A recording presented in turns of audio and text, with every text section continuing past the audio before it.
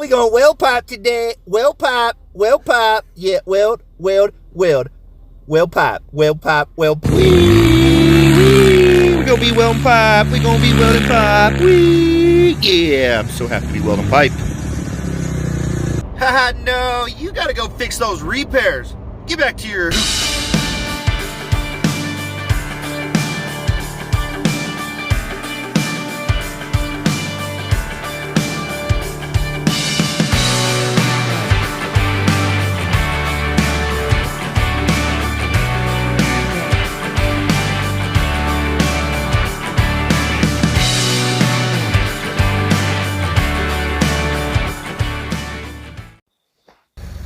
Hey, what's up guys? Let's go ahead and get into this repair video. So I already explained to you guys how to basically load up a cutoff disc and go in there with a cutoff disc and basically cut into the repair all the way through the pipe. Now this is a big pipe. It's 10 inch, it's 500 wall, so it's a little thicker than most. And on one side I have it piled up with downhill rod, and I'm going to go into the repair of what I would do to basically prepare for a repair that I had to do on a downhill repair. So this would be like on a downhill bead repair, basically going through on a downhill bead repair.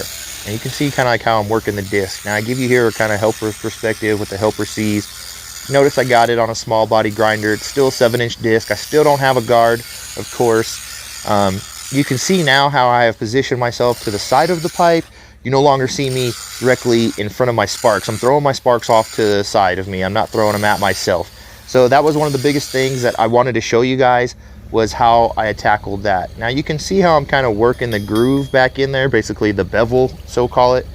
And I've now taken my spacer to kind of shove it down through the zip disc part to get out all the fray from the grinding disc, you know, the debris, because I kind of need to see something. I need to look into it. And so let's take a look. I'm going to show you what I'm looking for. And what I'm kind of looking for is I'm looking of the depth that I have basically accomplished to get down into it. I need to know if I need to go deeper or if that's enough. And I can tell now by the sides of it, on each side, basically where the zip disc quit going into the pipe, that I don't have it I don't have it feathered enough. I can tell that it needs to get more. So I'll focus on basically opening up where my start is and where my stop's going to be at. And of course still working it down the center to accomplish getting it down to the right length of where I need it to be. Now if you go too far and too deep on this grind, you can actually ruin the fit and have your pipe so thin that when you strike an arc you end up blowing through it. So it's important that you basically kind of take your time, feather the grind a little bit, don't push too hard, but grind it, look at it, because you're trying to accomplish one thing and one thing only, and that is basically I'll try to quit saying basically, is make the repair easy enough for you so you don't have to struggle. You want to make sure that you can basically get down in there and get the bead back in it where you need it to be. Now I just want you guys to focus on the grinding of the technique. I didn't want to fast forward through any of this. I want you guys to kind of see how I'm working the angle of the disc, how I got my hand positioned on the grinder, how my body was. You can see now how it's aggressively to the side. Now you don't want to be too hard on that grinder, because if you're too hard on that grinder, it could slip out of your hands and it could go skidding across the pipe. And you need to stay within the bevel. Right here I kind of explained to you how I turn the disc. I lean it, and then I give it a little turn. It's not really a lean, it's kind of a turn like that. That's how you're going to accomplish getting your 45-degree angle back in that. If you just lay it flat, straight up and down, you're just going to grind straight, and then you're basically going to have big walls coming down into it. All right, now if you can, at the end of this video, if you tell me how many times I said basically, I'll probably send you a sticker, so get to counting. I'm just kidding. All right, so I clean it off a little bit with my glove there to see all the burr. I get my spacer back out. I shove my spacer back out in there. Realize I'm trying to not go too deep. If I go too deep, it'll be too thin. I'm gonna end up blowing through it. So again, let's bring you back in there. You can still see on each side how it still needs to get grinded just a little bit deeper, because you want your sides to look like a feather, or feathered, a ramp, and a consistent ramp. So I know I need to work it more, because it's not like a consistent ramp. It was more just like a drop off. So therefore I know that I need to grind more. And you can see me trying to go straight in on it a little bit. I do need to go straight down on it a little bit at some points, but at most of the time, I need to keep that angle consistent. And I need to keep working that angle because I need to open it up at the degree of the bevel and not a straight canyon. Because if you have a straight canyon, it'll be hard to get that bead rod down in there and wiggle it side to side properly, or stack it properly. You know, with big walls is like creating a big landing, and you don't want a big landing, you just want that little landing down in there. So that's why you see me work the grinder side to side like I'm doing.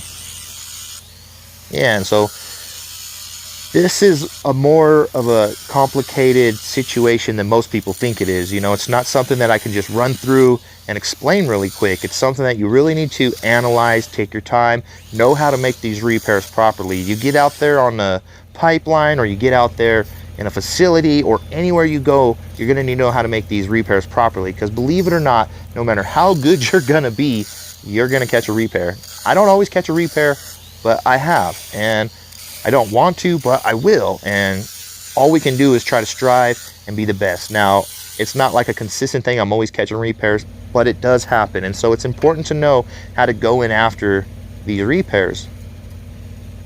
And this was just an example. This was a test piece I had with a not so good of a bead on the inside. So I was able to show you how I would repair and fix it if I was to go after it. Now see how I was talking about how I work the grinder, I don't go straight down. See how I can work the rod there. I can make sure the rod touches basically down there. You want your rod to touch all the way down. If it can't reach all the way down, you might need to open it up side to side a little bit more with that angle of the grinder. There's a good example of dragging that bead rod down there. And you would want to drag it a little bit past too. You know, you start up high like right here, and you drag it, get it going, get out of it, keep dragging, pull out. There's a picture of it on the inside. See, that was just like a blasted in there bead. Now that bead would be good probably out there before I even cut into it out there on the pipeline. It'd probably shoot, it'd probably be within code. But I just wanted to use this as an example for you guys to show you how to go after this. This isn't showing you how to actually make the repair yet, but this is showing you how to go after the repair. Because I believe at this point right here, if you could get to this point right here and you're a welder, you'll know how to repair it, right? Because it's just like starting over. And so that's what that is creating. That is recreating a start over. You want to start over on that. And again, I like to give you guys some more of that angle shot. See that little bit right there? That was nothing. If you have a little bit of a gap there, that's all right. As long as it's touching the sides where you need to break it down and melt to get into the wall. See back there might have to get broke down a little bit. So it's important to take a bead rod or whatever you're doing. Now I'm going to show you another kind of repair. Say I got to get another repair, and this repair not only applies for MIG welding, but this repair right here also applies to TIG welding. So this is a method to go after a repair that is either MIG or TIG. Say your bead's not in there all the way and you have to get all the way down in there on this to make that repair, whether it's a MIG or a TIG. This is how you'd go after it. Now on this side of this test coupon, I had ran low hydrogen after the bead, so the bead was still 6010, but we can go ahead and show you guys how to fix this if it was a repair for either a TIG repair on either a stainless, a carbon, or MIG welding. So again, this is a 7-inch disc. I don't use a 1/4-inch disc to go after these repairs. I like to use a 1/8-inch disc, 7-inch grinder. It just seems to suit me best. I feel like if I use a 1/4-inch grinding disc, it takes off too much metal, too wide of a gap. It doesn't really let me accomplish, I feel like, what I'm trying to go after. So I suggest using the 1/8-inch grinding disc. It's best for me. It'll work for you. It's worked for me for many years. Ever since I started welding pipe, this is kind of what I was after, so I did it like this.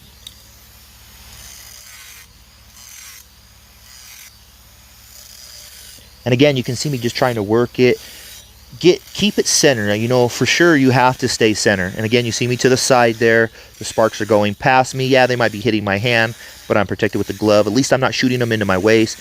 And I'm kind of overlooking it, you know, from the top on the side, looking down into it, making sure if I am grinding it and I'm looking for a repair, that I'm seeing anything that I either might be digging out or finding. So, you know, I mean, actually at this point, I haven't really even seen anything, so it was probably a good weld.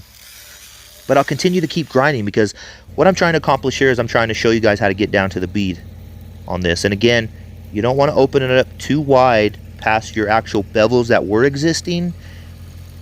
And again, you don't want to go straight down in on it. You want to have the angle of the degree of the bevel again. And let's take it under and kind of show you what I was... See, it's really not bad. I would say the part we're going to grind into is probably like right here.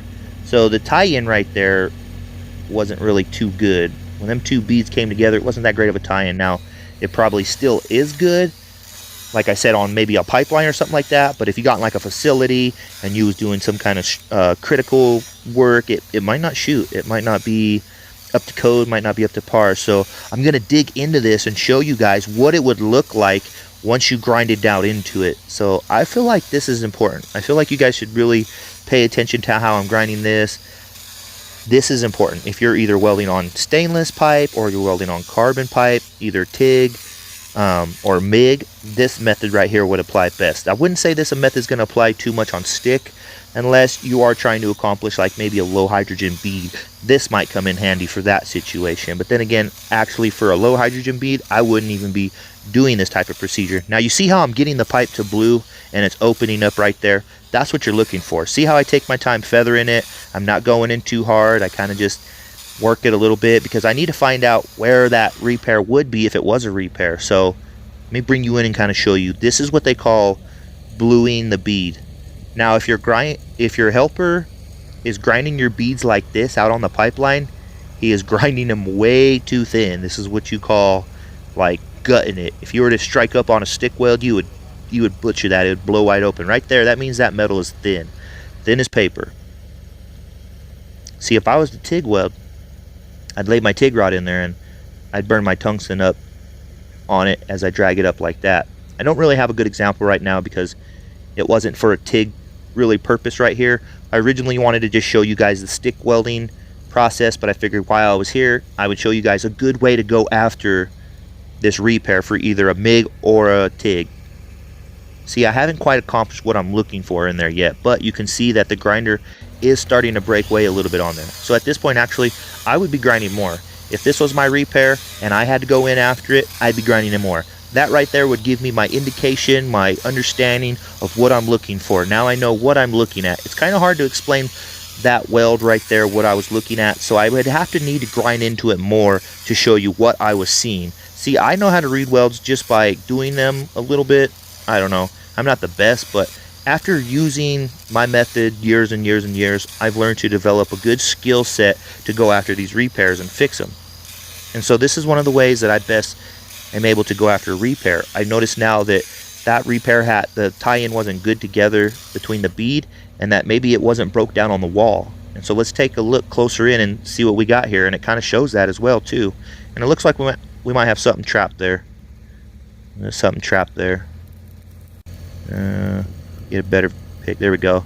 See, that looks like that might be some slag. Oh no, that's grinder dust. Blow that off. Might be a little speck right there. Yeah, a little speck, no big deal. So this is what it looks like.